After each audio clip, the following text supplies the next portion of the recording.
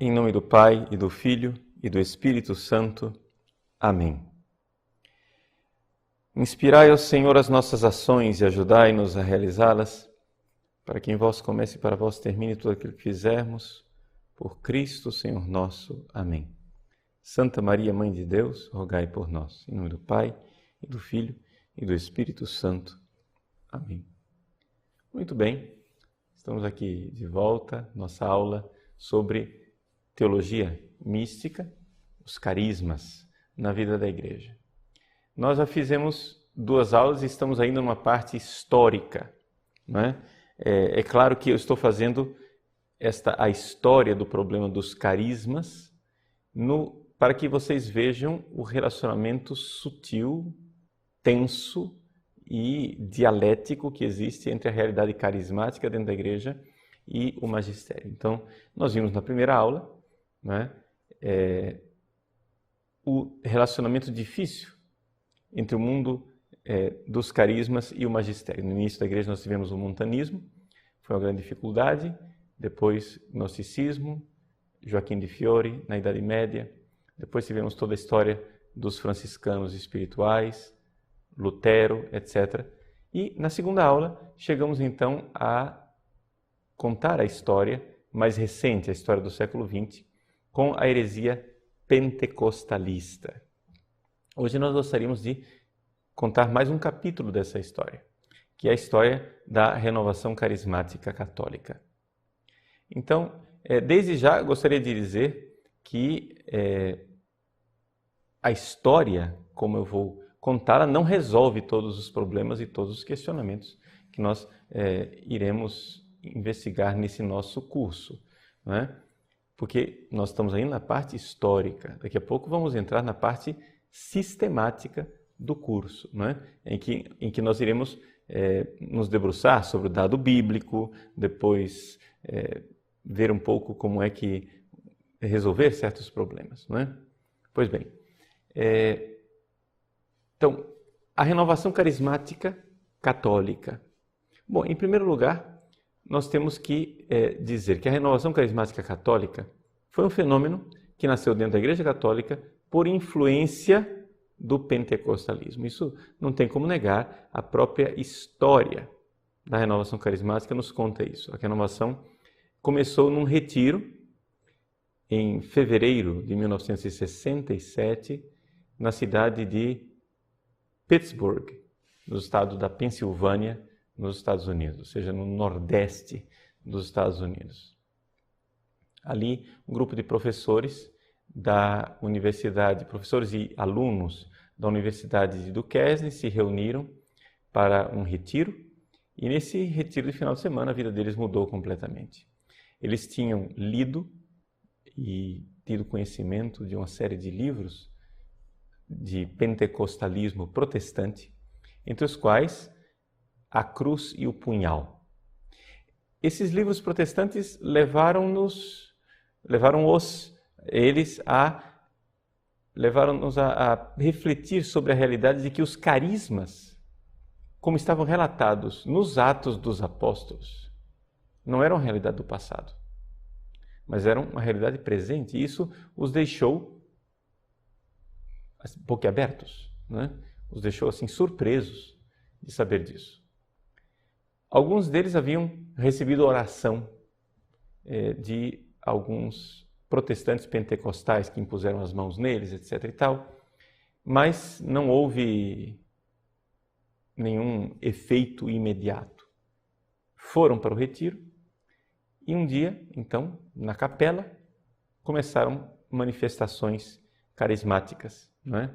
Que, por aquilo que eles relatam, parece ter sido realmente uma efusão do Espírito Santo, não é? Usando a linguagem bíblica que os pentecostais costumam usar, um batismo no Espírito Santo, com a manifestação de alguns fenômenos, palavras de profecia, palavras de ciência, grande consolação espiritual, mas o fenômeno assim bastante comum que aconteceu entre eles foi a glossolalia, ou seja, a oração em línguas.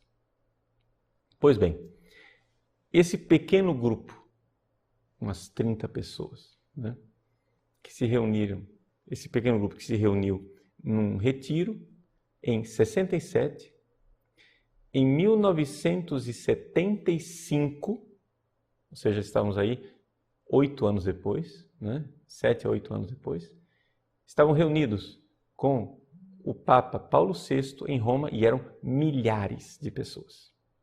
Milhares de pessoas, já presentes em quase 100 países do mundo inteiro. Ou seja, num arco de 8 anos, houve uma expansão extraordinária, dificilmente explicável humanamente. Ou seja, aqui, por mais que você possa ter objeções, né, à renovação carismática católica, não há como não ficar admirado com essa expansão extraordinária e com os frutos, não é? Com os frutos disso tudo, porque num mundo que estava sendo varrido pela revolta, pelo secularismo, pela rebelião, por pessoas que não queriam mais saber de Deus, igrejas se esvaziando, né? Nós tivemos todo o fenômeno da Revolução Estudantil, temos nessa mesma época, né, Woodstock, a Revolução Hippie, a Revolução Sexual e Companhia Limitada, ou seja, o mundo estava de cabeça para baixo nessa época. As igrejas estavam se esvaziando, né? Os tradicionalistas tendem a dizer, estava se esvaziando por causa do Vaticano II. Eu acho que é, digamos assim, sobreestimar a capacidade de uma reunião de bispos da Igreja Católica, não é?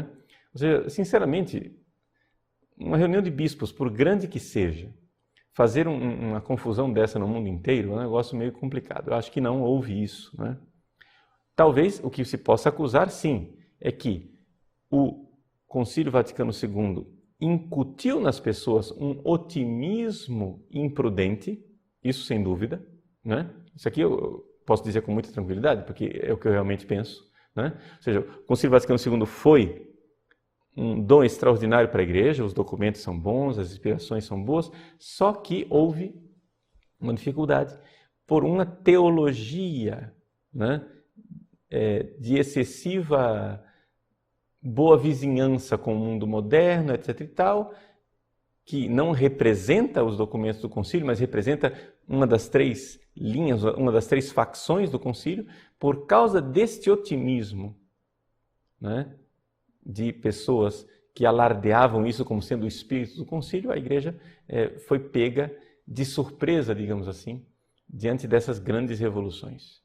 E então, é claro, a porta estava aberta, a fumaça entrou, né? Para usar aquela analogia que o próprio Papa Paulo VI utilizou no início da década de 70. Pois bem, se esperava uma grande primavera na igreja, seguiu-se o inverno rigoroso e terrível da contestação, todo tipo de revolta, etc, etc. Não tem como a gente não ver que Deus, por caminhos misteriosos, parece ter vindo em socorro da igreja. Por mais que os conservadores critiquem a renovação carismática, não é? E a renovação carismática, ela é criticável, deixa eu dizer, né? Nós vamos criticar atitudes, né, dentro da renovação carismática, sem dúvida nenhuma. Sem dúvida nenhuma.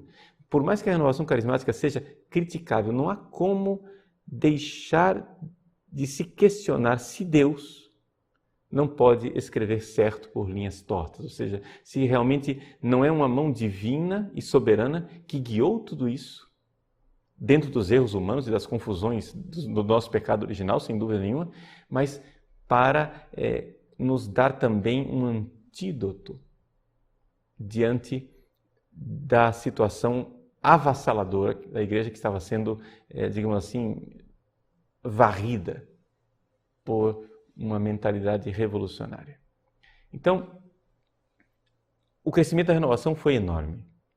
Mas, ao mesmo tempo que nós vemos ali uma ação extraordinária, uma ação boa, uma ação de Deus, uma ação do Espírito Santo, nós temos que reconhecer que a renovação carismática veio de uma heresia pentecostalista, né? Como nós vimos na aula passada. Como é possível isso? Então, para nós colocarmos os pingos nos is, eu gostaria de tomar como ponto de partida desta reflexão um discurso do Papa Paulo VI aos membros da Conferência do Congresso Internacional, né? Celebrar o 8º Congresso Internacional, perdão, que 8º? 3º, né? É que eu peguei aqui uma tradução, que é difícil a tradução portuguesa desse discurso, porque no site do Vaticano só está o francês. Então eu imprimi para mim, de um lado o francês e do outro lado uma tradução que está no site da editora Cleofas, do nosso amigo professor Felipe Aquino. Então ele diz assim, o Papa, se dirigindo a eles, né? Este ano santo, 75 foi o ano santo, né? Haveis escolhido a cidade de Roma para celebrar o vosso 3º Congresso Internacional. Por um erro do site da Cleofas está o 8º, mas aqui do outro lado eu estou lendo o francês, é o 3º, é o 3º Congresso, né? 3º Congresso Internacional, amados filhos e queridas filhas. Foi-nos pedido que nos encontrássemos hoje convosco e que vos dirigíssemos a palavra. Vejam, aqui o Papa está reconhecendo a vontade dos membros da renovação de se encontrar com o Papa. E agora vem a frase que para mim é fundamental e é a chave de leitura que nós precisamos fazer da história da renovação carismática. Ele diz assim: desta forma, quisestes manifestar vossa adesão à Igreja instituída por Jesus Cristo. Então, os membros da renovação quiseram manifestar adesão à Igreja instituída por Jesus Cristo, ou seja, a Igreja Católica. E a tudo o que para vós representa esta Sé de Pedro. Né? Então, foram lá manifestar sua comunhão com o Papa. Este interesse em vos situar dentro da Igreja, não é sinal autêntico da ação do Espírito Santo. Vejam, essa frase é fundamental. Se você é membro da renovação carismática, se você realmente recebeu o Espírito Santo, um dos sinais de que esse Espírito Santo é o Espírito de Jesus Cristo e não um Espírito, né? É necessário discernimento dos Espíritos, é você querer um lugar de reconhecimento dentro da igreja, de ser reconhecido pelo magistério. Aqui a renovação, né? No dia 19 de maio de 1975, vai a Roma durante o Ano Santo. 19 de maio, naquele ano, era a festa de Corpus Christi. E o Papa dirige a eles essa palavra que os insere dentro do corpo místico de Cristo. Festa de Corpus Christi, corpo místico de Cristo, né? Tudo isso soa muito católico, graças a Deus.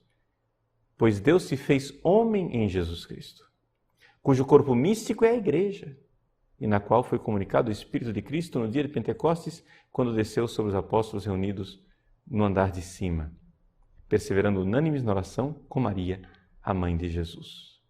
Então vejam, o Papa coloca claramente, né, esta realidade da renovação carismática que procura um lugar eclesial. Então vejam, o que era a heresia pentecostalista? Nós vimos na aula passada. Era a heresia de dizer que a ação de Deus só acontece na manifestação dos carismas extraordinários. Não há ação de Deus nos sacramentos, não há ação de Deus no magistério.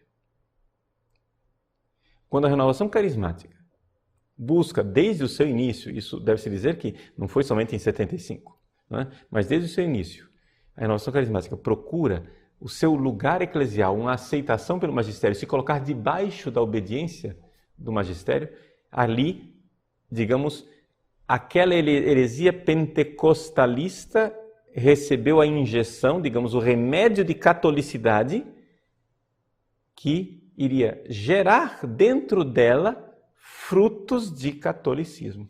Então não há como nós deixarmos de reconhecer que houve uma evolução dentro da renovação carismática. Eu acho que os próprios membros da renovação carismática podem reconhecer isso, né? Uma coisa era a renovação carismática nos seus inícios, nos seus albores, né? Ele estava lá começando, todo mundo entusiasmado, recebendo o Espírito Santo, tudo é novidade, né? Muito bem, naqueles excessos do início, grupos inteiros de oração se perderam e passaram para igrejas protestantes, sinal de que esses grupos não tinham feito esse processo de discernimento dos espíritos, ou seja, não tinham feito esse processo de reconhecer a ação autêntica de Deus através do magistério da igreja. Dada a mão à palmatória, do outro lado, deve-se também reconhecer que a renovação carismática também apanhou muito por parte dos bispos e dos próprios padres, que viram aquelas manifestações extraordinárias, ficaram muito perplexos com aquilo e não estavam prontos para acolher aquelas manifestações, né? Que manifestações essas que, diga-se de passagem, claro, precisavam urgentemente de uma orientação do clero e do magistério. Então, houve um estranhamento mútuo, não é? Em vários lugares. Em vários lugares, em várias dioceses, a renovação entrou num embate, num confronto com o bispo, com o clero local, e então, por causa desse embate, aqui se perdeu o equilíbrio católico. Não é? Aquele equilíbrio católico que nós falávamos na aula passada. Não é? O cardeal Ratzinger dizia: nós precisamos compreender que existem dois excessos. Um é um ceticismo racionalista por parte de um clero que vê aquelas manifestações e diz: isso não existe, essa é loucura da sua cabeça. Um clero excessivamente racionalista. Infelizmente, os nossos seminários nem sempre nos treinam para um reconhecimento tranquilo dos carismas, né? A tendência das nossas faculdades de teologia é se deixar levar por um ceticismo cientificista, né? Que nós depois poderemos investigar, né? Porque houve toda uma influência de Bultmann, né? Dentro da exegese católica, como é ensinada nos nossos seminários. Bultmann é um liberal protestante que, exatamente por causa desse seu racionalismo, não é capaz de reconhecer milagres. Ele diz: não se pode crer nos milagres do Novo Testamento e, ao mesmo tempo, usar os meios tecnológicos modernos, né? Ou seja, a ciência já nos colocou num outro lugar, nós temos que entender que isso aí são crendices. Vejam, aqui temos um racionalismo de um lado. Do outro lado, nós temos um outro excesso, que é uma credulidade cega. Entende? Onde tudo o que é diferente, tudo o que é estranho, tudo o que é exótico, de repente é de Deus. Entendeu? O sujeito planta cambalhotas, planta bananeira, dá cambalhotas, faz as coisas mais estranhas e absurdas em nome do Espírito Santo, e nós temos que aceitar aquilo. Entende? Pelo amor de Deus, né? Tem limite. Tem limite. Então, não é que a gente tem que aceitar tudo, e não é que a gente tem que rejeitar tudo. Mas vejam que houve esse embate, um clero racionalista e uma renovação carismática excessivamente crédula. Não é? De um lado, céticos, e do outro lado, cegos. Não é? Uma credulidade cega e um racionalismo cético. Então a coisa não funciona. É por isso que o cardeal Ratzinger nos recorda, naquele seu prefácio aos documentos de Malinas, na Bélgica, que era a diocese do cardeal Sunings. Ele diz assim: Ambos fatores são importantes. Eu li esse texto na aula passada. Uma fé dogmática que não esteja apoiada numa experiência pessoal é vazia. E uma mera experiência pessoal que não tenha relacionamento com a fé da igreja permanece cega. Então, é necessária essa catolicidade de juntar as duas coisas. Então, onde houve uma renovação que permaneceu, digamos assim, muito ligada à heresia pentecostalista, claro, não vou tirar aqui não vou eximir a renovação de defeitos, né? Não vou tirar a culpa dos membros da renovação, mas houve também culpa do outro lado, ou seja, o fato de um clero excessivamente racionalista que não queria saber de experiências pessoais, né? Essa é a grande dificuldade. Então, quando a renovação carismática, em 75, vai e busca o Papa Paulo VI para ser aprovado, para encontrar o seu lugar dentro da igreja, nós temos ali, digamos assim, o batismo católico da renovação carismática. Poderíamos dizer que seria uma espécie de inserção. É como se, vamos fazer uma analogia, né? Isso aqui você entende que é uma analogia, é como se uma pessoa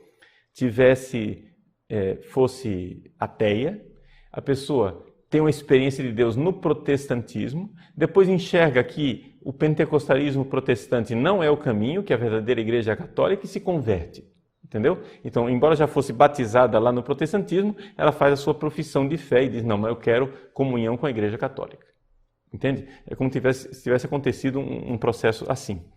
Então, o Papa Paulo VI se pergunta, naquele mesmo discurso, dia 19 de maio de 75, como não interpretar que esta renovação espiritual seja uma verdadeira oportunidade para a igreja e para o mundo?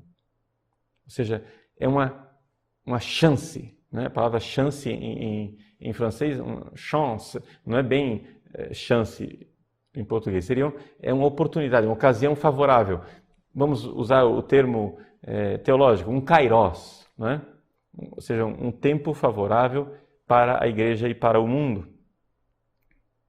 Então, por isso o Papa diz, e como, nesse caso, nós não tomaríamos providências para assegurar que isso permanecesse assim?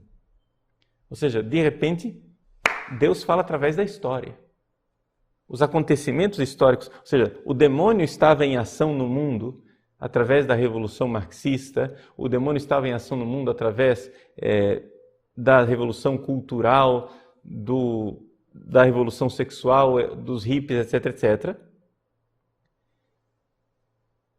A igreja não estava preparada para isso, então Deus providencialmente suscita do lugar menos esperado, do protestantismo, do pentecostalismo, uma oportunidade, um kairos, um dom para a igreja, para se opor a isso. Mas claro, se isso vem de fora, o Papa Paulo VI, usando o seu discernimento magisterial, diz, isso é uma chance, isso é uma oportunidade. O discurso foi feito em francês, né? Isso é uma oportunidade, é um kairos para a igreja.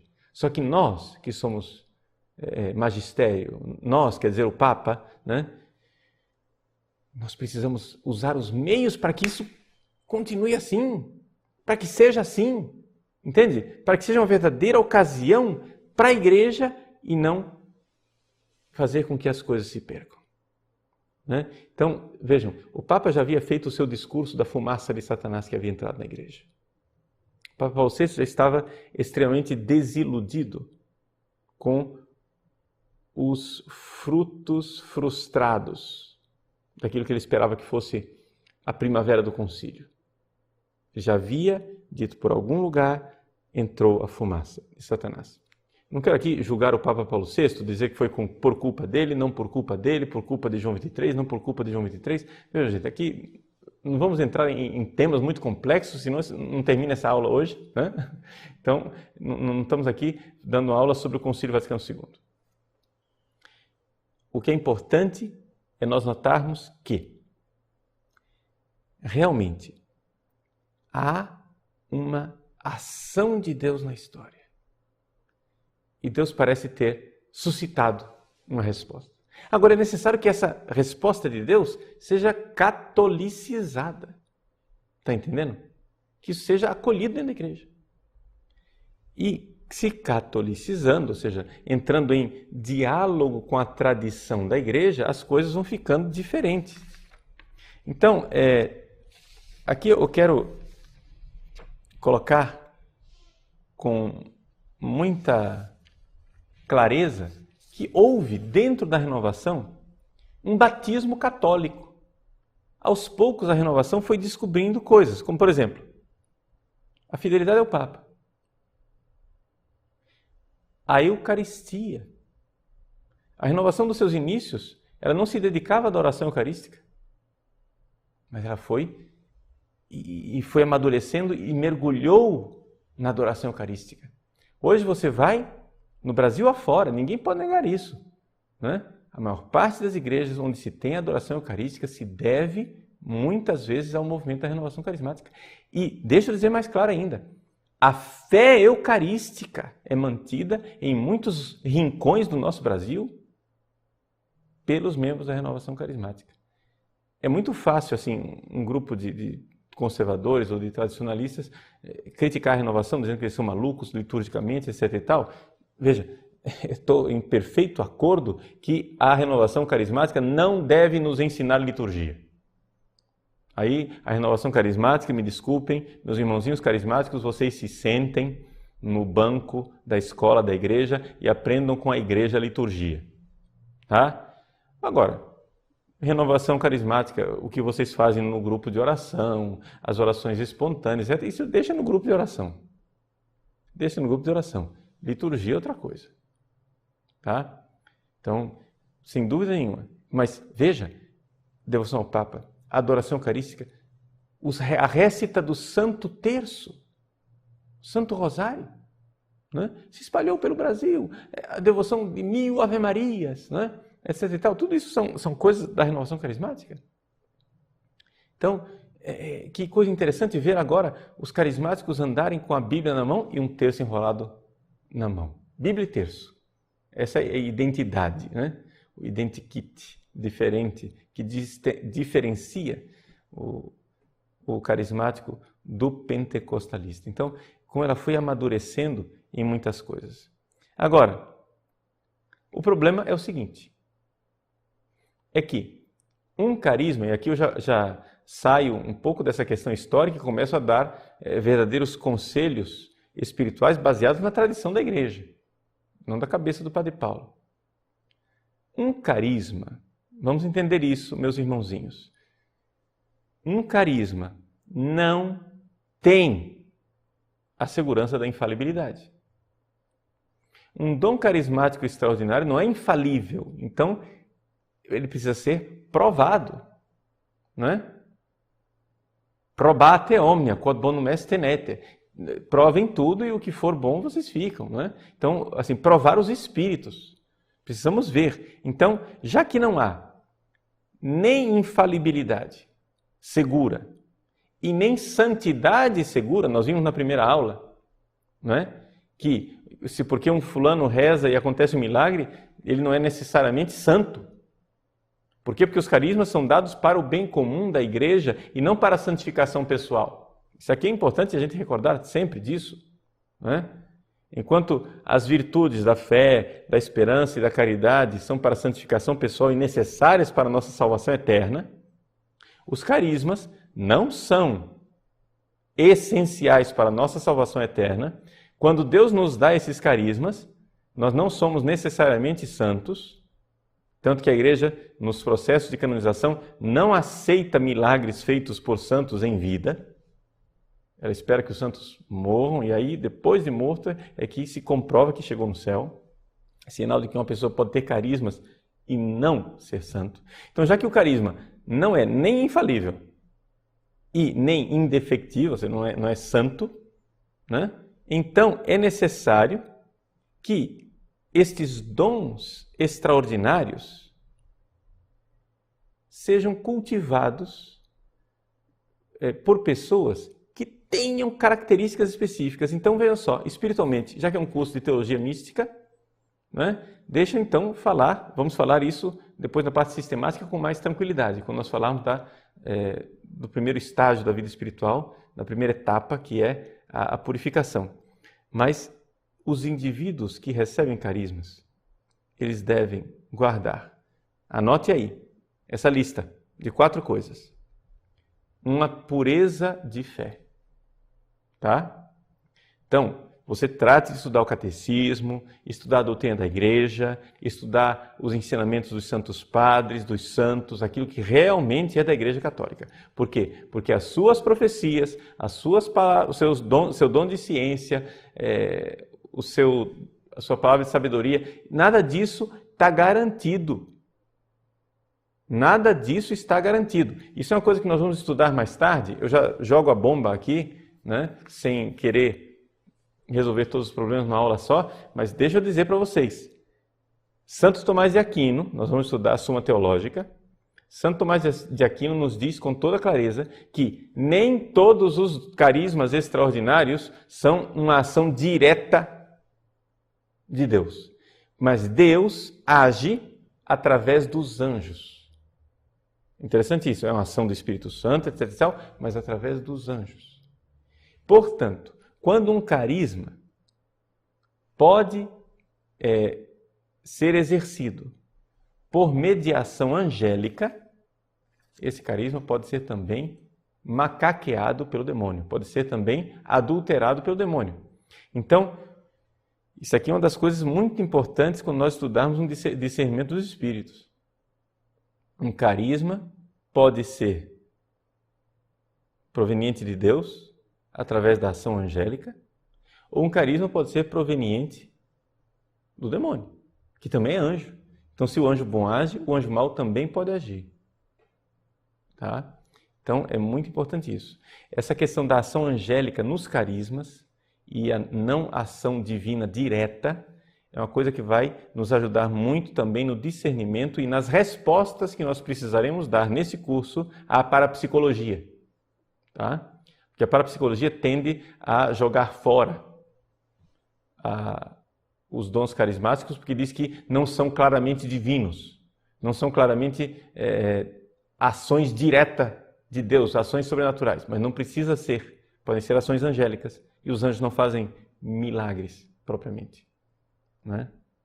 Então, vejam que eu estou me adiantando em capítulos lá na frente, né? Você está entendendo que eu estou quase que quebrando a regra que eu mesmo disse, que eu não ia dar todas as respostas de uma vez só.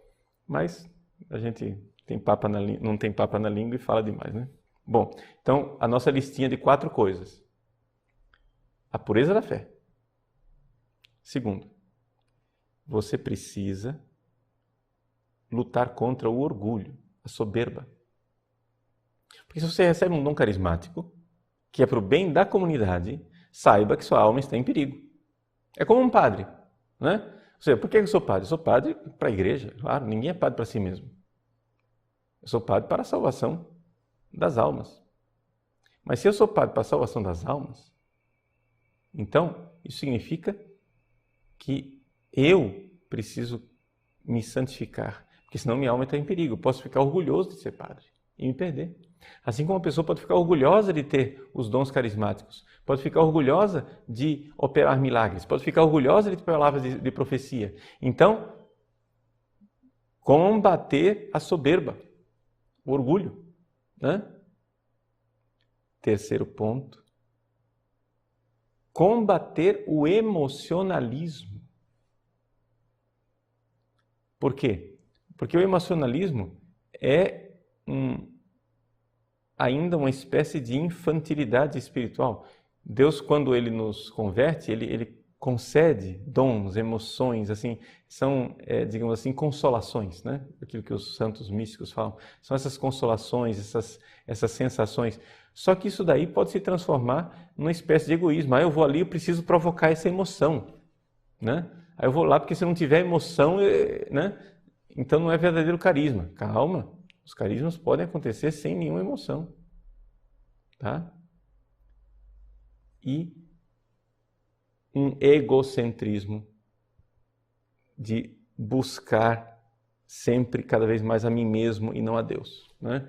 Isso é uma dificuldade, o egocentrismo que nós denunciamos, o antropocentrismo, poderíamos dizer assim, que nós denunciamos na aula passada, quando vimos, né? Até eu usei uma expressão que é do filósofo Olavo de Carvalho no seu livro O Imbecil Coletivo, né? Ou seja, a longa marcha da vaca para o brejo, né? Então, nós vimos como é que a vaca foi para o brejo quando saiu do pentecostalismo da primeira onda, passando para a segunda onda e a terceira onda, ou seja, foi ficando cada vez mais egocêntrico o negócio. Foi ficando, ou seja, de uma experiência pessoal que já tinha no seu núcleo um certo egocentrismo, passou-se para uma ênfase no Deus que me serve, através dos seus dons, não o Deus dos dons, mas agora os dons de Deus, para um terceiro ponto, né? Que foi uma verdadeira catástrofe, a teologia da prosperidade, onde aí já não tem mais conversão, não tem mais nada, não tem mais fé, verdadeiramente o negócio aqui é só um oportunismo, é pura idolatria, né? Ou seja, eles transformaram a igreja num terreiro de macumba, né? Ou seja, não tem mais moral, não tem mais conversão pessoal, tem só o seguinte, você faz um trabalhinho e aí a divindade alcança o que você quer, né? É o terreiro de macumba. Então, essas 4 realidades. Então, vejam só, uma fé íntegra, depois o combate do orgulho, o combate do emocionalismo e o combate do antropocentrismo, não é? Essa questão do homem no meio, eu sou o centro de tudo, eu aqui sou importante, Deus a meu serviço e eu a serviço de Deus. Então, esses são os pontos que nós quisemos colocar.